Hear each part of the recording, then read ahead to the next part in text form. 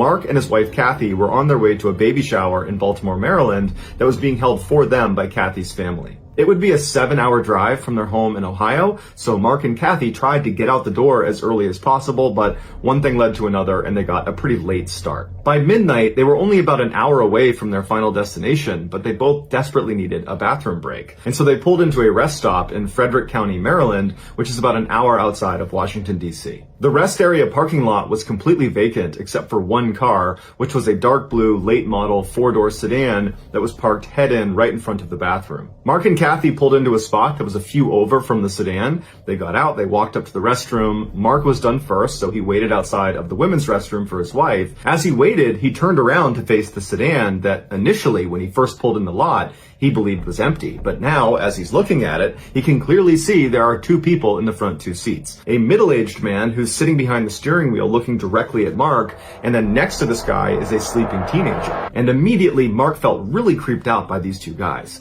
Finally, his wife did come out. He grabbed her by the hand and without any explanation, rushed them back to their car, hopped in, locked the doors, turned it on, and began backing out. And as he did, he looked over at the sedan and he saw the guy behind the steering wheel, the middle-aged guy, was looking over at Mark with that same menacing look on his face. Mark also noticed there was something odd about the sedan's trunk. There was a fist-size hole right above the license plate where you would normally put the key inside of. But by the time the couple got to the baby shower in Baltimore, they had completely forgotten about their experience at the rest stop. The baby shower went well, and before long, Mark and Kathy were back home in Ohio. About a week later, the couple was watching TV in their home when a breaking news bulletin came across, and it showed a reporter who was standing at the exact same rest stop that they had stopped in on the way to Baltimore in Frederick County, Maryland, and behind them was the same late model sedan that they had seen parked at that rest stop when they had pulled in. The headline of this special news bulletin was DC Snipers Caught. It would turn out that middle-aged man sitting in the driver's seat of the sedan staring at Mark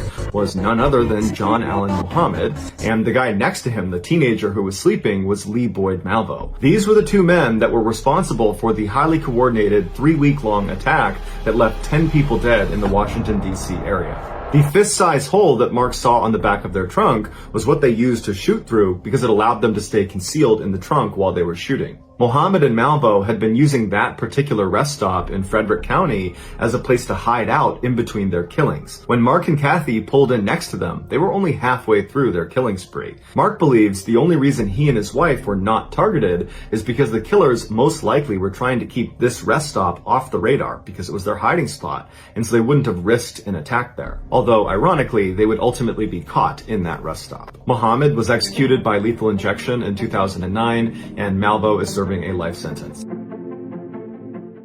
Ivan McGuire was an experienced skydiving instructor with over 700 jumps to his name. On April 5th of that year, he was working in North Carolina, and he was tasked with filming other instructors and their students after they jumped out of the plane. The way this worked is Ivan would go up in the plane with the instructor and their student, and Ivan would be the first to leap out of the plane. He would roll onto his back, and he would film upward towards the plane, and he would capture the student and instructor jumping out, and Ivan would continue to film them until they pulled their chutes, at which point he would pull his. Now, being 1988, the filming equipment that Ivan was using was much larger and more cumbersome than something you would use today. He had a voice-activated camera attached to his helmet, and then from there was a cord going to this big heavy VHS deck that he kept in a backpack. But despite the nuisance of the equipment, Ivan went up with the first student and instructor and successfully filmed their jump. When he got back on the ground, Ivan went over to the riggers and he gave them his parachute so they could pack it for him, and then Ivan went over to a bench and began fiddling with his camera equipment. It was clear he was frustrated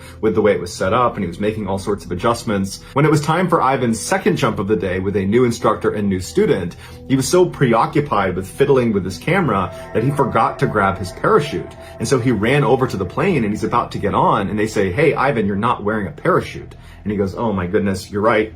He runs back over, he gets his parachute, he loads back in the plane, he goes up to altitude, and then he jumps out, he films the instructor and student, it all goes great, he makes it to the ground, and his second jump is a success. And just like after the first jump of the day, Ivan takes off his parachute, he gives it to the riggers, and then he goes and sits down on a bench and continues to fidget and fiddle around with his camera equipment. When it was time for Ivan's third jump of the day with yet another new instructor and student, this time he grabbed his parachute, put all of his gear on, ran over to the plane, hopped on board, and he he took off. Once they got up to their jumping altitude, which was 10,500 feet, Ivan turned on his camera, and the footage shows the instructor and the student kind of getting their gear together, sitting across from him in the plane. The jump master towards the front of the plane slides open the side door. Ivan, who's going to be the first one out, makes his way to the edge. He turns himself upside down, so he's sitting basically with his back outside of the plane. He makes sure the instructor and student are right on top of him, ready to jump out right afterwards.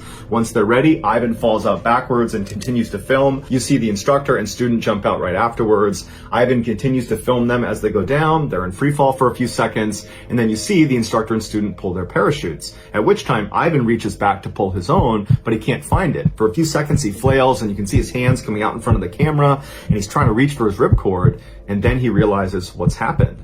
That parachute he grabbed before he loaded up in the plane was not a parachute. He grabbed his heavy backpack that had that big VHS deck in it, and when he put it on, he mistook it for the parachute.